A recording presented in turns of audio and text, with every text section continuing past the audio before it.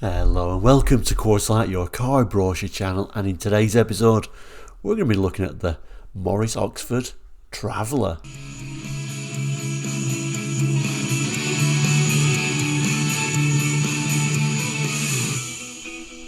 Hello and welcome back to Course. Now if you're new to Course, we're a car brochure channel here on YouTube looking at car brochures from around the world for the 60s, 70s, 80s and 90s and sometimes beyond that as well. So if you're interested in cars, car brochures, looking back on cars gone by, please consider subscribing.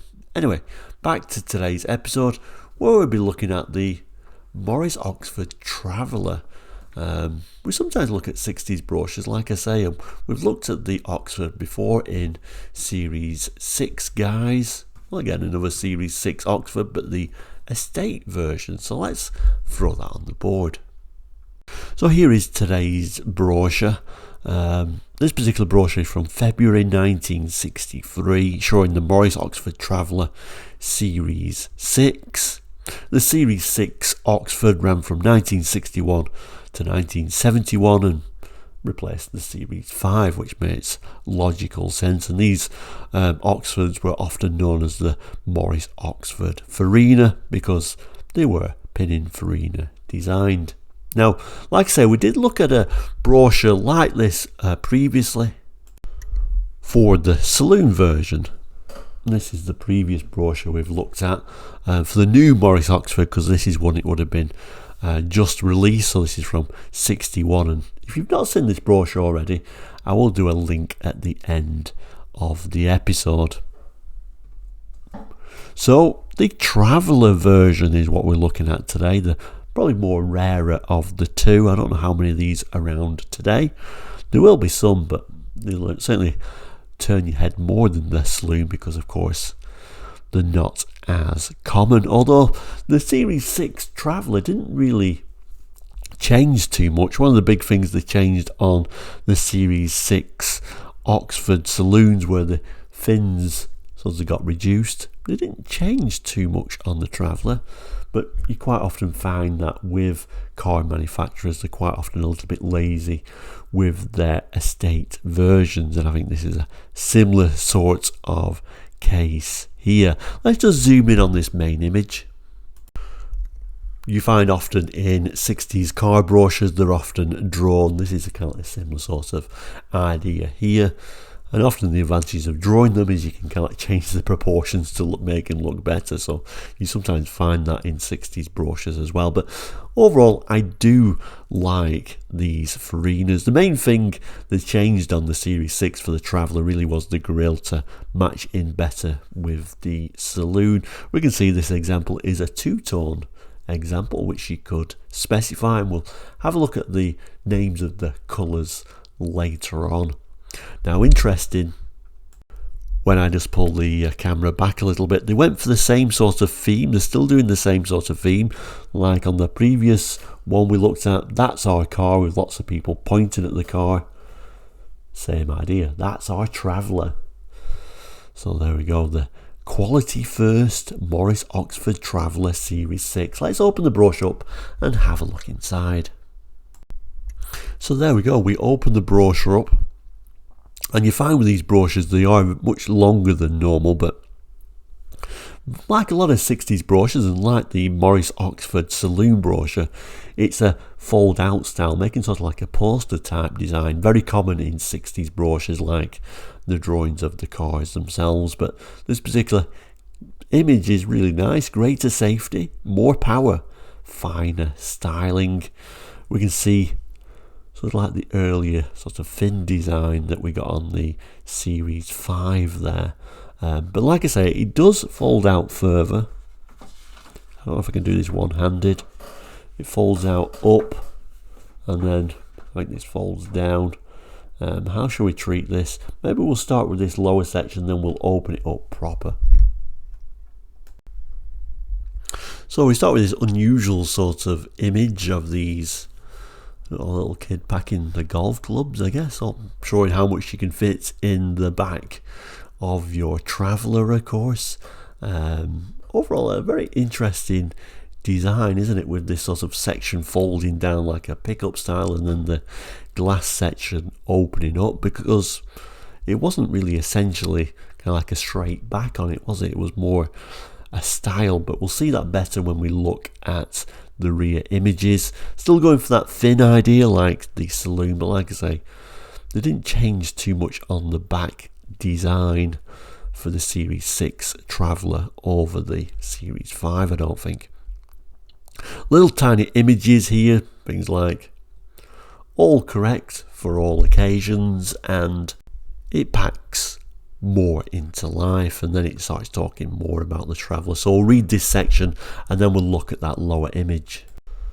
So in this text it starts talking about some of those little improvements you can't really see at first glance. So wider track, longer wheelbase really hangs onto the road.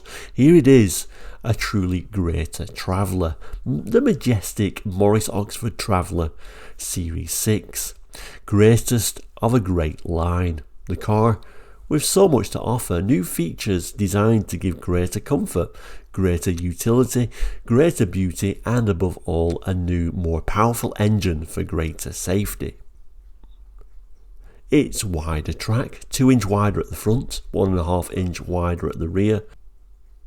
Its wheelbase an important inch longer, plus anti-roll boys on the front suspension give this speeding Traveller astonishing stability. It's ideal for the town, perfect for the country, and it's ready for any job, for any journey. Ready for fun too. After a long hard day, this beautiful Traveller rises to the greatest occasion, magnificently. And here it is. So yeah, that back end certainly looks more like a Series 5, but like I say, quite often they are a bit lazy for restyling estates, but I do overall like the proportions. I do like the look at it. I do like that they've still put fins on the back of it, even though it could have lost that with being the estate version. Moving up, and by up I mean this brochure is going to get a lot bigger now. Fold the flap down and lift up to create a huge big brochure there. So we'll obviously start at the top up here, see if we can neaten this up so we can actually see it, and then we'll work our way down the brochure. So at the top here again we've got some text there which is going to tell us a bit more about it. Greatest Traveller of a great line. Let's just move a little bit further into this image. Here is the promised rear shot, and now you can understand a bit better why it has to be a two piece tailgate, really, because you know it's an unusual shape at the back. But like I say, they tried their best to style it like a saloon version with these fins on there, and it does make for a stylish car and these great big chrome bumpers. I particularly like this colour scheme they went for, this grey with this rather nice shade of green on top. I think that does suit it well. The little image at the top is just a simple drawing of how that tailgate operates to create that load area. So this text here tells us Oxford Traveller Series 6 still further ahead in value, still further ahead in versatility too. There's no end to the jobs you'll find for this versatile vehicle. It's the family factotum, the general factotum, the car for all work, robust and vigorous, brisk and bracing, for all pleasures too. It will take you anywhere, anytime, on long weekends or on lovely motor and camping holidays. And it's still further ahead in new elegance. Its long leaf lines, sparkling duotones, purposeful performance and quality first all through. Moving down the brochure now, we get some rather unusual images of the inside, and then we get a little dash image and even the engine. Let's start with the left hand side with this very peculiar image. So we start with this very unusual image of mum and putting these two kids to bed in the back of your Traveller. Very unusual idea, but if you do look at 60s brochures, this seems to be a common theme of showing your seats folding to make beds, even in quite small, non-estate cars. folding seats down, or you can get a bed out of it. Kind of like a bit of a theme that seems to have been lost, unsurprisingly, because I'm sure it's not very comfortable, but yeah. Although that looks an unusual scene today, not that unusual to see something like that in a 60s car brochure. A look at the inside. Overall, quite a straightforward, practical interior, although I always used to like the materials they actually used in these Oxfords. I always loved the steering wheel with that horn button, quite an unusual place to put the handbrake, but this is a bench seat at the front, of course. Tells us we can now get this with an automatic transmission. Driving the automatic transmission is a wonderful experience. The Borg Warner Model 35, the ultimate in automatic transmission, is an optional extra in the Oxford Traveller Series 6. It's a brilliant, rewarding investment. It steps up performance, increases control, boosts driver confidence, reduces fatigue, and for good measure gives you many more miles to your gallon. And then we get a little bit of an image of the interior. I don't think it was a hugely popular thing though. I don't know how many people chose the automatic. Then it shows a little bit of an engine and gearbox picture. Starts talking about this increased engine size for the new Oxfords, I should say. Purposeful power, safety power for the Oxford engine with the new capacity stepped up to 1622cc. The expert will know this brilliant power-packed OHV engine with its free bearing counterbalanced crankshaft with its SU carburettor. Note the neat, space-saving, weight-saving design. Not an inch, not an ounce wasted. For fuller information, see detailed specification on the back page, and yeah, we'll get to that at the end. We also get these funny little images shown here: a mobile motel, a few simple adjustments to the rear seating, and you can convert the rear compartments to a comfortable sleeper. Next image is more showing what it's probably designed for. Again, just a few simple adjustments and you change your Traveller into a roomy, workman-like van, ready to take anything, anywhere. And then the final of these funny little images saying, ready for the road for a long trip with 5 adults, with lots of luggage too. Everyone rides within the wheelbase. This means a smoother, much more comfortable ride. One-piece bench seat optional. And then we get to the lower half of the brochure. Notice the creases here, but the sort of lower half starts up here somewhere, saying super space with style, safety power with economy. We'll zoom in on this little bit of a text and we'll move our way around this brochure. So it tells us rarely an achievement like this. So much space and comfort, so much brilliant versatility, within so much beauty of line, beauty of colour too. The exciting Traveller's immense spaciousness, legroom, elbow room, sprawl room, room for luggage galore is matched only by its superb styling. And it tells us note this newly styled radiator grille, really there to match in better with the saloon, of course. The front side lamps, how the front bumper overriders have been moved outwards. Just enough, it tells us. These brilliant little touches plus the new colour schemes complete the ensemble. Note too how engine capacity has been stepped up to give reserves of vivid acceleration. Safety power, a must when it matters most, when overtaking in emergency. Yet this great-hearted, power-packed engine will still deliver the traditional Oxford Traveller economy up to 30 mpg. Then we get to these little yellow boxes, so let's see what it's talking about here. So it's headed at the top there, Motorist eye view of the brilliant Oxford Traveller. It tells us take the tension out of driving in city traffic in the country.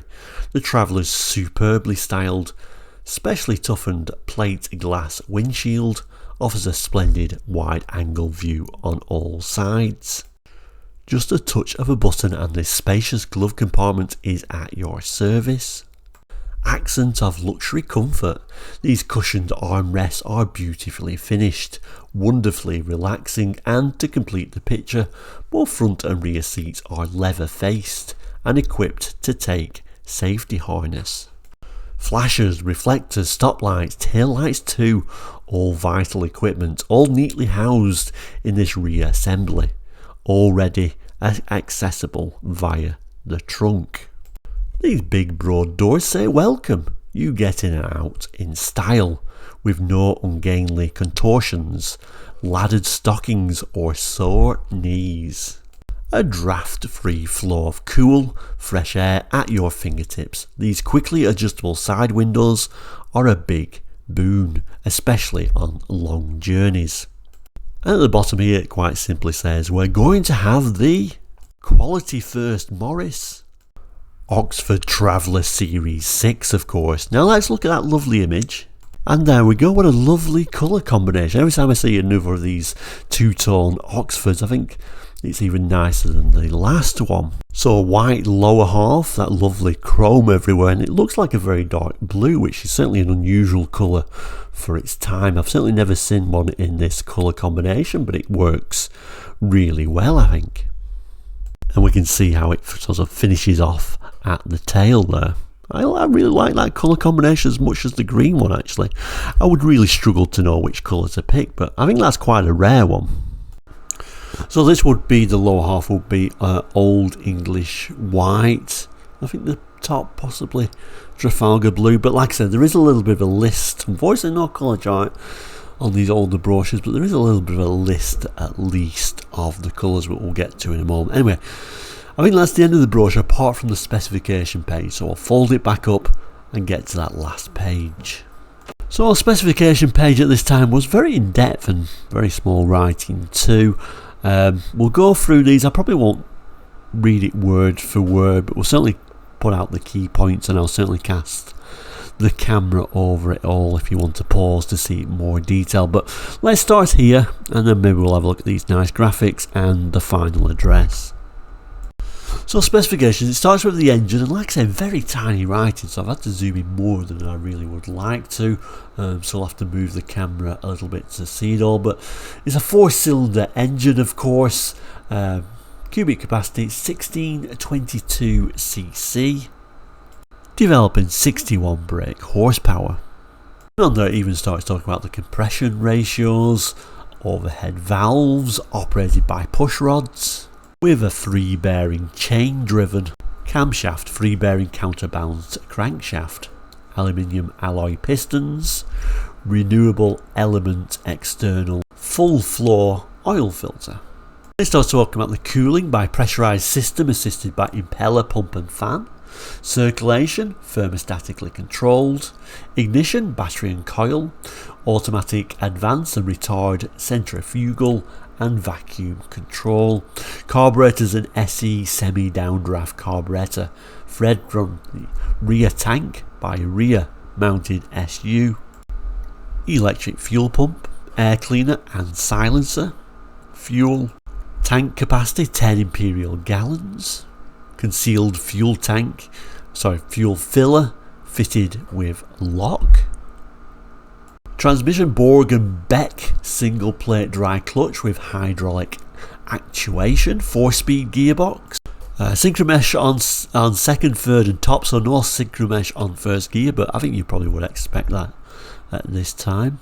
It then goes into the detail giving you the gear ratios, then tells us there's a choice of a central floor or steering column gear change.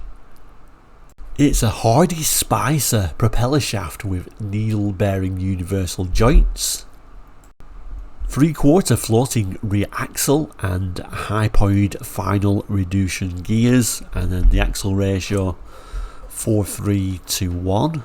And then it starts telling us about this Borg Warner auto gearbox, which is of course an option. So that is fully automatic with hydraulic torque converter, coupling, hydraulic controlled planetary Gear set provides 3 forward speed ratios and reverse, engaged by multi-disc clutches and brake bands, and then the various different ratios. And for the automatic, that selector is mounted on that steering column. The brakes are Girling hydraulic fully compensated brakes, pendant type pedal, 9-inch diameter. Brake drums front and rear, 2 leading shoe. Front brakes, leading and trailing shoes at rear. Shoe adjustment, which simultaneously adjusts the handbrake. Handbrake operates on rear shoes from pull type lever through a simple compensating system. Then starts talking about the body and chassis unit. It says special station wagon type, all steel, 4-door body, double rear doors hinged at top and bottom, wide one-piece, curved windshield and large rear window, wraparound bumpers, front and rear with overriders, divided bench type front seat, one-piece bench type is optional, adjustable to most drivers' requirements and with folding centre armrest. Folding rear seat, which provides seating for 3 passengers or folds. Flush with the rear floor into either 2 positions. One position providing a load carrying platform of 5 feet 1 3/4 inches in length, or a further forward position providing a space of 5 foot 11. And remember, that's where they were showing that bed space, so I guess he was expected to be below 5 foot 11 in the 60s. Suitable for sleeping accommodation, it tells us. Then we get the suspension, which is independent front suspension by coil springs and wishbone, anti-roll bar, hydraulic piston type dampers with arms forming upper, suspension link, rear suspension by semi-elliptical rubber mounting springs and piston type hydraulic dampers. Wheels and tyres, ventilated disc type wheels with 4 stud fixing, embellishers fitted. Tells you about the Dunlop tyres, spur wheels stowed in special compartment below rear floor. Steering is by cam and peg steering gearbox. Looks like we've got a 2-spoke, what it refers to as a safety steering wheel with horn segment. Tells about this turning circle being 37 feet 5. And then it tells about the track. Left-hand drive not available in the United Kingdom, which makes sense. Electrical equipment, high output dynamo with compensating voltage control, 12 volts, 58 amp hour battery. Double dipping headlamps and sealed beam light units, also for export according to market. Foot dipping switch, separate side lights. Stop and tail lamps, rear reflectors. Number plate lamp, non-glare instrument lighting, dual arm cell parking windshield wipers. Twin wind tone horn, I should say. Flashing direction indicators with automatic cancelling control, 2 roof lamps, ignition, headlamp main beam and flashing signal warning lights. So instruments, we get a speedometer with trip and total distance recorders, fuel gauge, oil pressure gauge, engine temperature indicator, an electric clock, windshield washer control. Moving down to the controls, lighting switch, panel light switch, combined ignition and starter switch, windshield wiper switch, mixture control, flashing direction indicator control mounted on steering column, fresh air circulation control, ventilation, winding windows and hinged ventilation panel to 4 doors, fresh air ventilation system, heating equipment and heat control, and windshield demisting. General equipment includes safety glass all round, pile carpets with underfelt, heater, windshield washing equipment, 2 driving mirrors, 2 wing fitting, 2 sun visors, doubled locks with fixed handles and push button lock release, 3 ashtrays, door pulls on all 4 doors, washable headlining, provision for fittings, Smith's Radiomobile radio and BMC seat belts. Export availability, alternative equipment at no extra cost, left-hand drive or right-hand drive steering, kilometre or miles per hour speedometer, lighting and flashing equipment to suit local market requirements. And then we've got the optional extras, which are that dual tone bodywork colours, auto transmission, we can have a laminated windshield, and we can have Weathermaster tyres if we want. Then we can get the accessories, which are from your dealer, so individual hand tools we can get seat belts, badge bar and driving lamps, fire extinguishers, car valeting items, rubber mats, anti-mist panels, switch panels, touch-up paint and even a roof rack. And then that takes us to the colour choice. So it starts off with a single tone or just one your paint colour on your car. So smoke grey with a blue-grey interior, dove grey with a tartan red upholstery, almond green with dove grey upholstery, Trafalgar blue with blue-grey upholstery, maroon with blue-grey upholstery, and black with tartan red upholstery, which would have looked quite striking, wouldn't it? Black with red inside. And then of course for the extra cost we can get that duo tone. First colour is the top colour, so smoke grey with Old English white with blue-grey upholstery. We can have Trafalgar blue with Old English white, which I think is that last car we looked at, with blue-grey upholstery, dove grey with rose taupe with tartan red upholstery, and that other colour that I really liked, almond green with dove grey upholstery. We've then got the bit of the address on Morris Motors Limited, Newfield Exports Limited, Cowley, Oxford, England. The rather wonderful little BMC ribbon there, the British Motor Corporation Limited, and the sort of small print telling you that it's printed in England by the Newfield Press Limited, Cowley, Oxford, 2381 47566, and then I think what is the date there, February 63 or 2/63-25M. And finally, for those who are interested, that is your publication number, H&E 62141. And actually, before I forget, I don't usually include the dimensions because they don't really show very well on screen, but I wanted to show you this because it's rather well drawn and also rather interesting how it shows the tailgate opening in those 2 ways, I guess, essentially.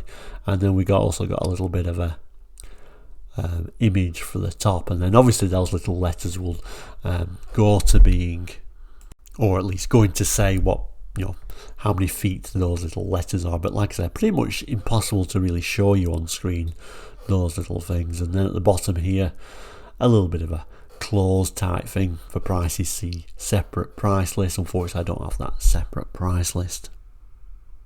So there you go, the rather wonderful Morris Oxford Traveller.